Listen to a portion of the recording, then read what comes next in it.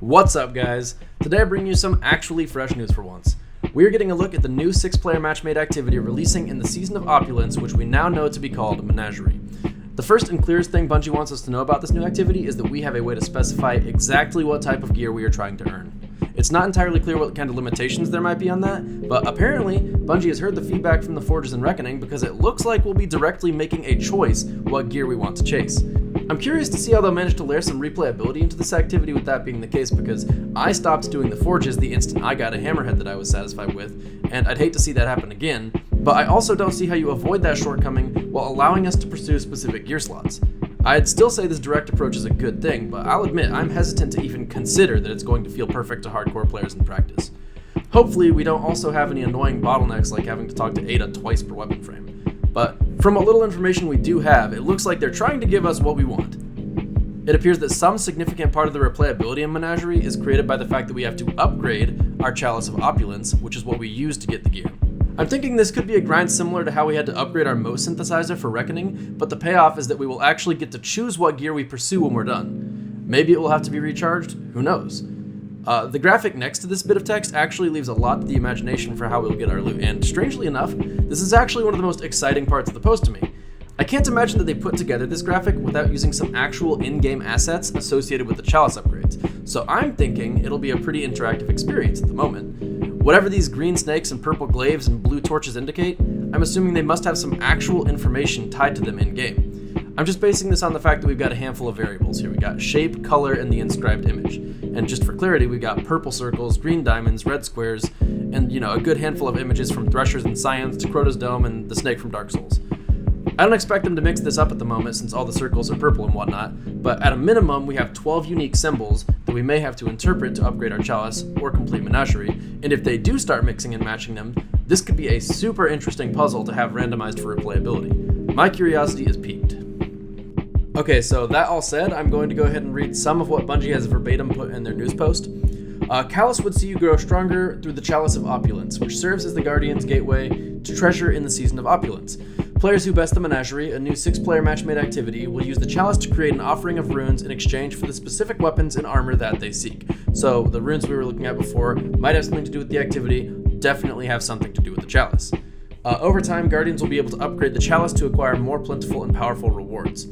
All players who have completed the Forsaken campaign will be welcome to try the Menagerie once, as well as access the Imperial Summons quest, which makes me wonder if they actually only get one access to the Menagerie and then they have to do a quest to unlock it afterwards, or that might just be weird wording. This will grant players Power Surge gear at 690 power to help them jump directly into the new season of content. Owners of the annual pass will see the new Menagerie bosses introduced throughout the first month of June, concluding with the introduction of Heroic difficulty. Matchmaking will be available for normal difficulty, but Heroic will require a pre-made fire team to take on the greater challenge. So if Heroic requires a pre-made fire team of 6, that means it's almost kind of like a raid-like activity, in the sense that it apparently is hard enough that it is going to require 6 players who are pre-made, so that's interesting to see. It does make me question how much of it is going to be procedurally generated, because if there's going to be different bosses that end out the activity that change throughout the first month of June, I wonder how many bosses are going to be interspersed throughout the actual activity itself. Because originally what I had in mind was do some mechanics in an area, complete a puzzle, fight the boss, get to the next area, continue. But apparently there is definite endpoints to this, which I'm a little worried about that, because like I said, I was comparing it before to the Infinite Forest and the Verdant Forest and the Haunted Forest, and I think that seeing that there's probably an endpoint with the boss is a little bit worrying with it, because I just don't really know that will be as exciting to play continually, but I'm not sure. I mean, I could be completely wrong about that. I hope to see the Heroic mode be actually awesome, and I wonder what extra loot is locked behind that. Overall, this actually just looks really good. I'm excited to see the fact that the bosses are going to rotate, and I think that's going to make, at the very least, the whole month of June pretty exciting content-wise. I gotta keep those hopes in check, but yeah, I like the look of this thing. This seems good. So, what is the Menagerie exactly? I'm not any more sure than you guys at the moment, but it appears to involve the Leviathan, the Ascendant Plane, and the Vex. It also appears to have mechanics based on the fact that the trailer for it shows a player holding a relic at one point. We also get a few glimpses of weapons we've seen before, but I'll leave the "truth is back, oh my god" videos to the other YouTubers. Also, on another replayability note, the article directly says that some of the replayability also comes from the ever-changing paths and enemies. So, if any lessons were taken from the Verdant and Haunted Forests, we'll probably see them coming into action here as well, because it sounds like it's going to be procedurally generated. I'm getting some real Chalice dungeons from Bloodborne vibes here, partially because of the terminology, sue me, but also because this is definitely shaping up to look like something I could enjoy grinding for a long time. It looks like the loot might actually be worth it. Procedural generation and unique loot is a match made in heaven, and the only thing that it was really missing in Bloodborne was, wait for it, matchmaking. I love the fact that matchmaking is there too, because playing something that's grindy and mechanic light with a matchmade group is definitely my comfort zone in the world of Destiny. This recipe has all the ingredients to be a really great time, so let's just hope that the talented chefs at Bungie have cooked it to perfection, and that I don't have to talk to a robot lady every 5 minutes. Going just based on the trailer, which I don't feel comfortable ripping the video of it, so I'll just link that in the description and show you some screenshots, I'm thinking we might have something of a mashup of bosses and mechanics from other areas of the game. Most of the video clips show some kind of generic Guardians killing bad guys gameplay, but we get some choice footage of a Hydra kind of unfolding like Argos, an Ogre pulling himself from a pit like Golgoroth or maybe even Fogoth, a Vex Minotaur raising his hand like Atheon's Time's Vengeance with an impenetrable wall behind him, some kind of floaty ascendant plane thing, and we've clearly seen at least 2 separate arenas here as well. Like I've mentioned, there's also a character holding a relic, and the guy holding the relic also happens to be showing up in a room that has 5 of 6 fires lit. So we can be pretty sure that there will most certainly be mechanics outside of the boss encounters. This is a trailer, so it's pretty hard to be sure exactly what we will be doing, but going based on the fact that it's procedurally generated and we have clips of 2 Vex bosses and a Hive boss, it's clear we won't be fighting one specific enemy type, and we won't be doing it within a single environment.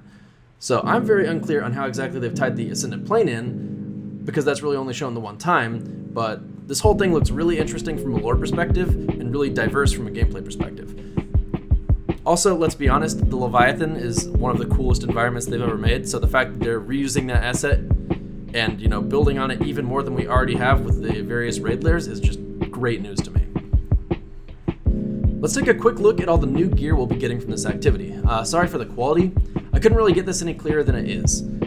We have quite a few guns that are like some old models. We got Eternity's Edge, Crown Splitter, Felwinter's Lie, Aya's Luna, Aphrodite's Spear, or maybe an LDR, Truth, Praetorian Foil, and of course, Galahorn. But there's also a hand cannon that looks to be completely unique, which I'm really looking forward to since new hand cannons never really come out.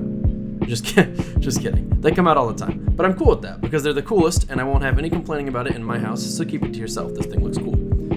The armor sets also look pretty awesome, and wait. Is that actually Kefri's Sting? Are you kidding me? Why is that back? Nobody missed it. Whatever. Anyway, the armor sets look really awesome for Titan and Hunter, and unfortunately Warlocks only get a helmet. Sorry, Warlocks.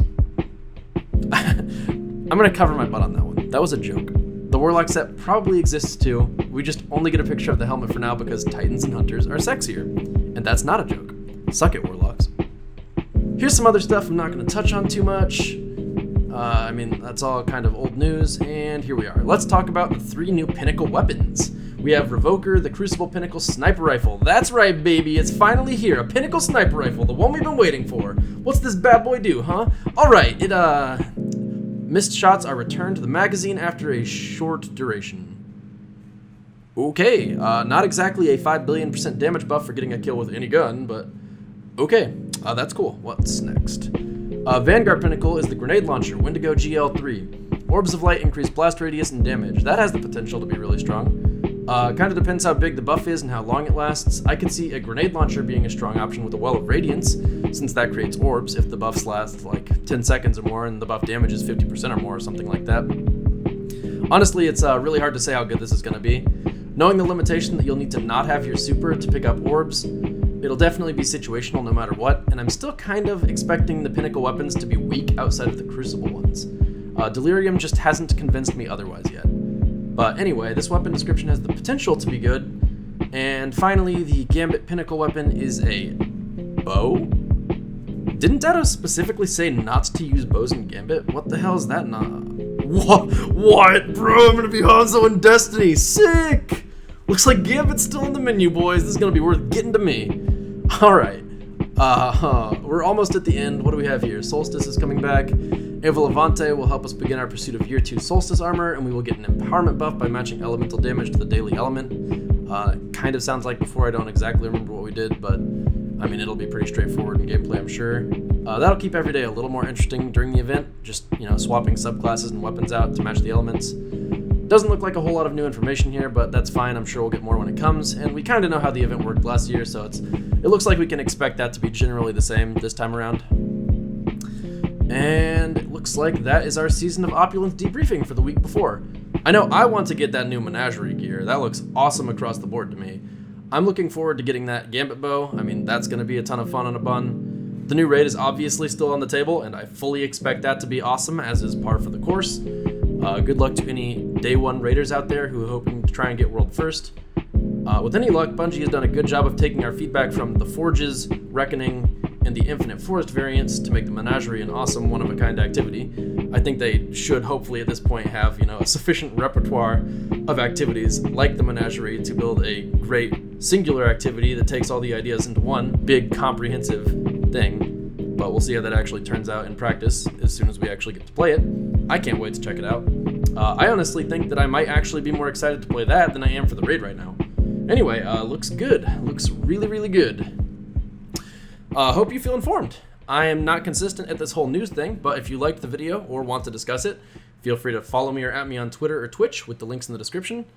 I am available there pretty much all the time. Thanks for watching, guys. Hope you enjoyed.